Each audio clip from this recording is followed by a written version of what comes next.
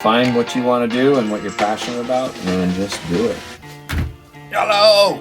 Hey, so I hope you can hear me all right, and we'll see if this is recording. It is recording, and what we have here is we're going to do a little something different. I'm going to play with these Marabu art crayons. Can you see this all right? Check that out. They're great. They have a number of different colors available. They're water soluble, they're blendable, they're really great and creamy, and they come out like lipstick. It's just fabulous. Look at that. Oh, so I thought I would do something different today because usually I work mixed media, a lot of different material. I thought I would just stick with these guys today and try it out and see what happens with the various colors. I'm also going to use a palette knife, a couple different brushes. I have 3 different brushes I'm going to use.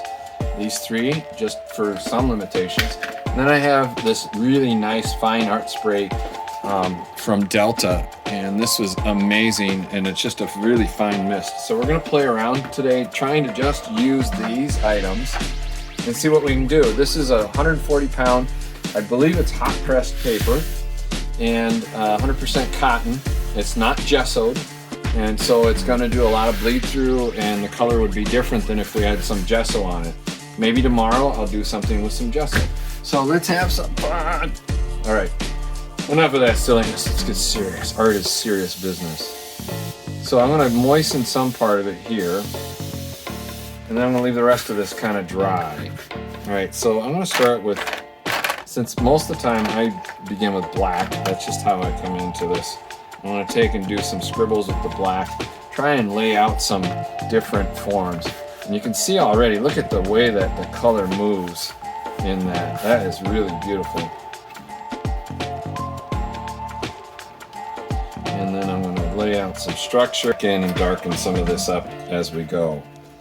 You can see, oh, it just lays out so creamy.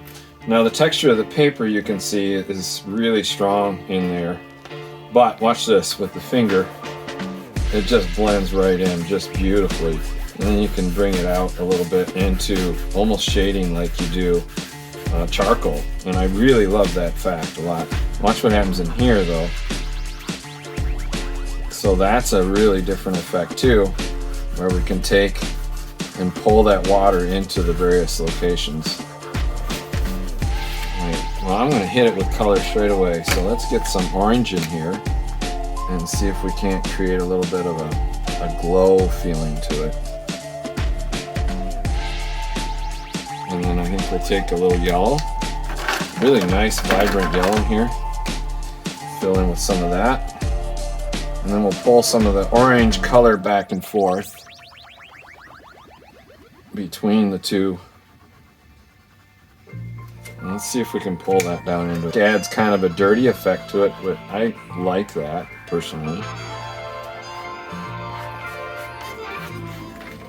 In fact, we can kind of pull that down into this section here, pulling the pigment into the bottom section, and then up through here. You can see how dark you can get that. It's really nice. And then we can pull the color. Look at how I can pull that black out and create some nice gradients. And bring a little more water into it. A little border action going here. Nice.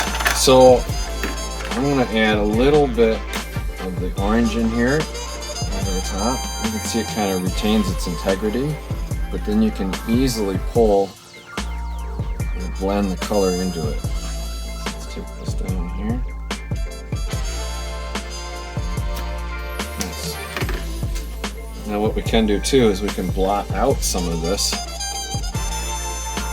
and take some of the moisture back out of it. Transfer that around too. So that's kind of an easy way to go about that. Alright, so let's move into another color, a nice blue. Oh, there it is, aqua green. I'm sorry. I had to pull my glasses up to see that. So let's get some blue in there, mix that.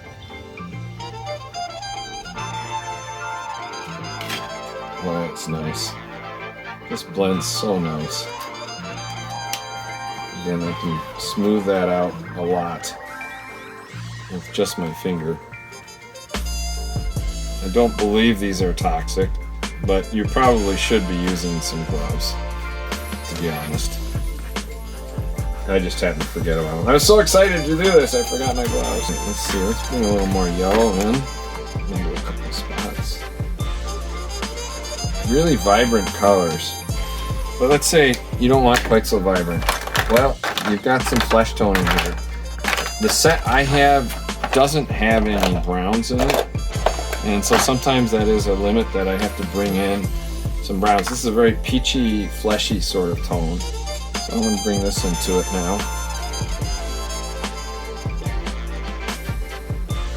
Very fleshy, very luscious. You know, I could see going through these pretty quickly on a larger piece. I tend to use them more for accents. Anyone else that's followed what I do may actually be aware of that. So let's see if we can scratch. So you can see you can scratch some patterns into it, which is interesting right there too. Let's see if we can build a few more layers up. Here's the white. Look at that blender. So the white for me ends up kind of being a blender as well.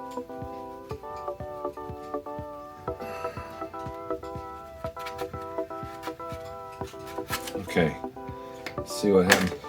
I ordered extra white because I knew I was going to go through a lot of them. So you can see you can pull that color through. And you can even transfer it around. Look at how it comes palette knife as you scrape it out, reposition it in other areas. It's very painterly in nature, and I love that fact.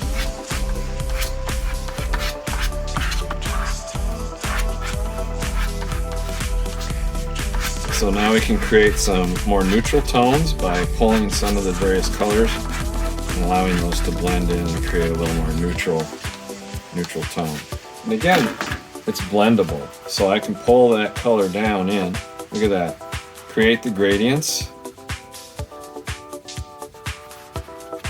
If that's not enough, I can bring in some more water and pull that color down into it. Let's try that with a brush.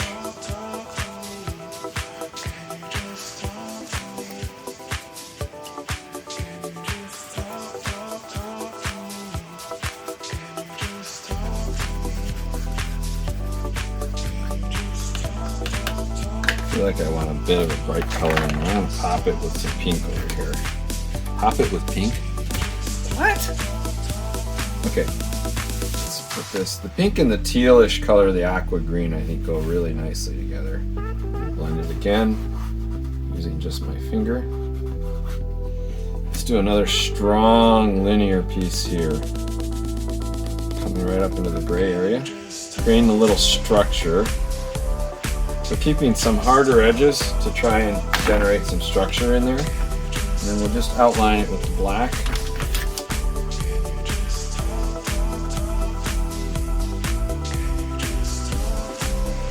So I think it's pretty easy to go through a lot of this color in a big hurry.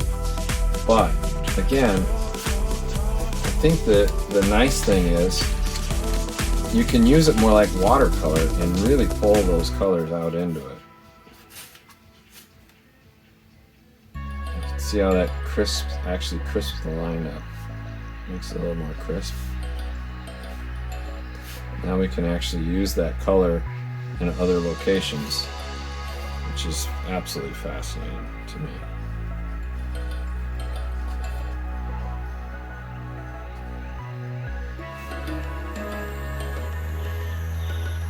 Here, let's bring some more white. This is kind of a fun exercise. Let's try this one. So the other day I put a bunch of white down, and you can't see it in there right now because it's white. We'll put it over in here a little bit, and then maybe down in here too. This is why I bought a lot of extra white, because it blends so easy. Let's take a darker blue. A lot of shades of blue. It's interesting what I ordered had different shades of blue. Here, alright, so I'll tell you what, let's do a little water over on this side. And then this is a little dry. So let's bring the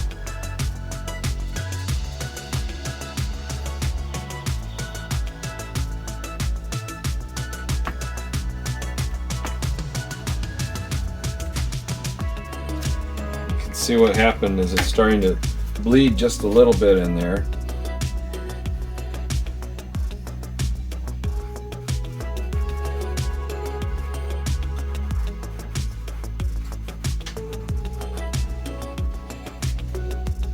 Use that brush again and pull up a little bit of color in. Let's see here. Now you can start to see, if we take this one, this has a lot of water in it, this one. You can pull that color into the other areas quite nicely. And you can see the stuff does stay, if you don't rub it too much, it'll stay pretty nicely in there. Okay, let's see, what else can we do? What should we do now? I hate to use too many colors. Oh, here's the brown. I was looking for that. Cocoa, they call it cocoa. So let's see what the brown does, because I wanted to get a little more of the structure in using the brown. So let's take some really strong linear lines. Let's take it something dramatic right through the middle. But the point is to play and to kind of show you guys some options that are available if you really work the material. And I think it's really amazing stuff. Take this one, it's a little easier. Let's see if we can't pull that brown out a little bit more. Let's see what happens if we scrape it.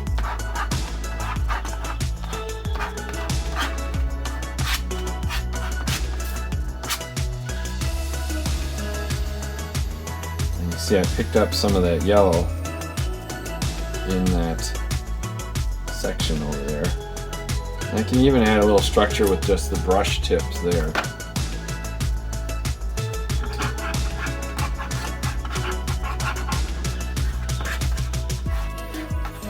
So we can come back in now. This is that brown again. Let's just outline with just the edge this part here and kind of bring this into the rest of it. I like to add little surprises into mine, so I'm going to add a little raspberry red square right there in the middle. That's kind of fun, huh? Piece down here, and this will be a little more muted because we're blending in with the existing color around it. The red is picking up some of the darker colors around it. That's nice. And again, look at that. You can blend it with your fingers. Frankly, if you don't like it, you can always white it out with the white. So I would recommend getting definitely extra white. If you're like me, you need to have a little extra of the white to really create some structure and blending process happening. And here's that one that's dried slightly, and you can see you almost get a marbling effect with it, which is really nifty.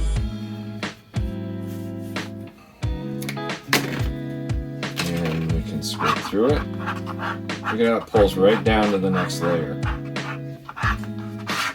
can scrape it down even more than that.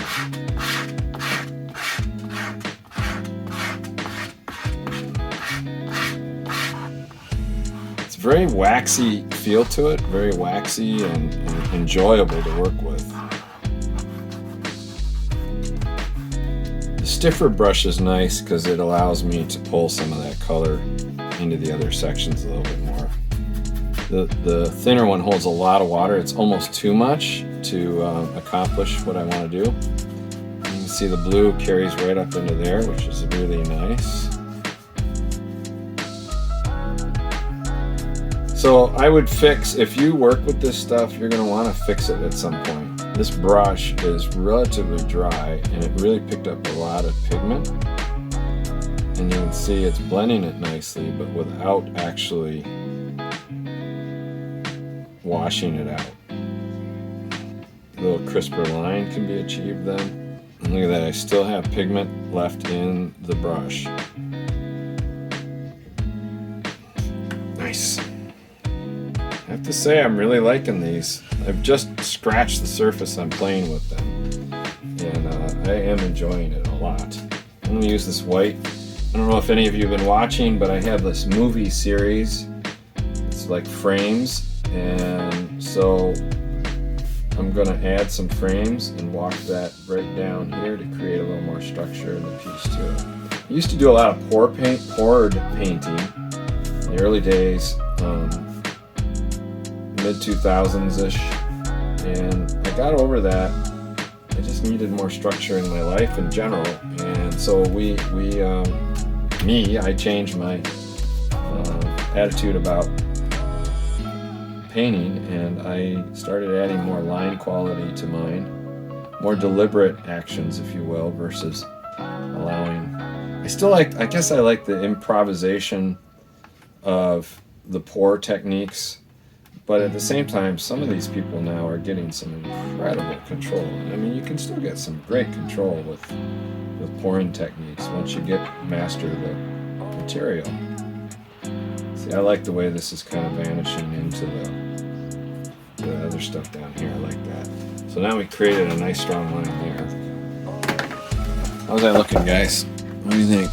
I feel like I need to do something here, but I don't want to lose some of what I've achieved. Just stand back for a second and look at that little scotch. It is the evening time, so it's scotch time. All right, I need to do something over here. I feel like I'm missing something in here. So let's just do a hard edge.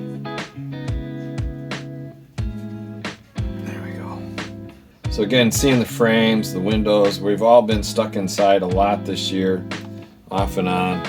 And so a lot of my work has been about windows and looking out the windows and what do we see, and looking at the same view, how many different ways can you view that view? And it's about your state of mind that can affect what you see out there from the same view. And it's interesting how that kind of applies to our day-to-day. But you didn't come here for that, maybe. Philosophical stuff. So let's do a little bit of a hard here, and that a little bit something different. Again, I like little surprises, something different.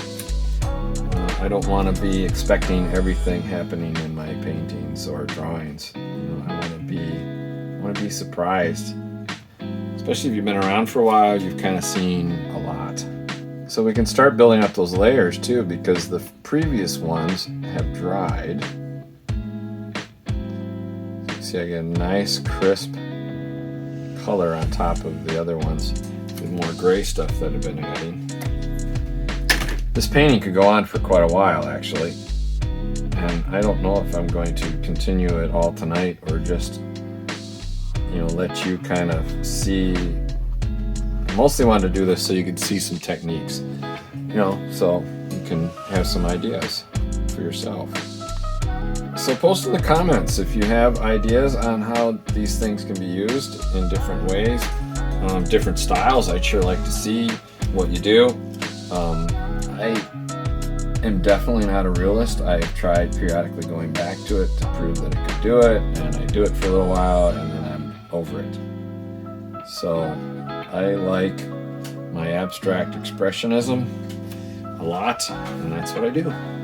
So find what you want to do and what you're passionate about and just do it. Don't listen to other people. It's interesting how it dries. And it just allows you more after the fact too. I think we need to put something in there. What do you think? Should we put something in that? It does kind of smear a bit. It's like almost an oil pastel feel on your fingers. Well, I'm really liking this. I am enjoying what's happening with it. I have to say though, I may have to go back in and define it with some pen work. I'm not sure about that yet, but I think there's a pretty good chance that I might be doing that. Some pen work in here, just to give it a little more definition, some finer structure to it. But I'm really happy with the way this is turning out. So there's some of the layering, the additional structure you can add to it as you go up, and I think that's important to continue to look at as you bring it forward. On the other hand, you can do minimal with this and very watercolor effect oriented stuff, as you can see. I just tend to be a little bit more in the manner of structure on mine, versus allowing more color. But let's do a little color thing here real quick and see if we can't pull some of this back down into here. I'll put a little fresh line in right there. Right there. Wow, look at that, huh? Okay, let's try the sprayer with that. Yeah, look at that. Pull that color right around there. There's the black. So I just re-wetted that. And I can actually pull some of that color back out of there.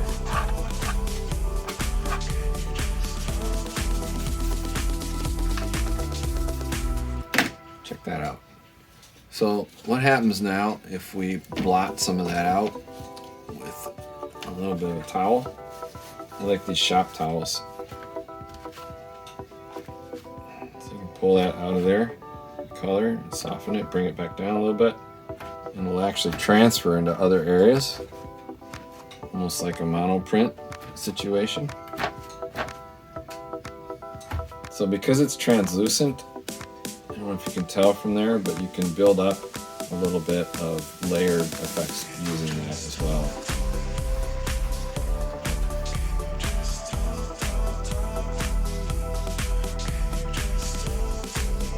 I like to tell a story with the pieces too. You know, what is the story here? Interpretation, the reaction. I'm looking for a reaction from my viewers. And that, to me, is incredible. You took the time to react, and some would argue that's what art is about, is some sort of an emotional response, something deep within yourself. To me, I succeeded. That says something to me. Lost some of my structure in the black there that I really didn't want to lose. All right, now what? I'm actually kind of digging it. I hate to mess with it too much and mess it up, but I see a couple spots still to play with.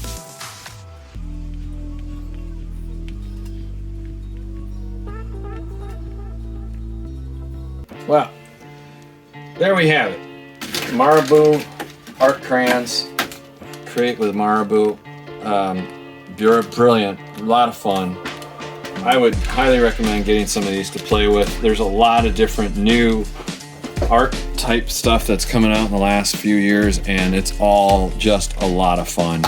So just get out there, create, have some fun, start making some things, and see where it leads you. You never know. You might just be the next big thing. Or maybe you'll just have a good time and learn yourself who you are. So have good days. Hopefully my wife will edit this so it's not so terrible.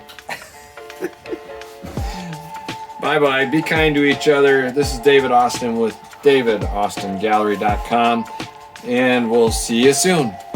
Take care.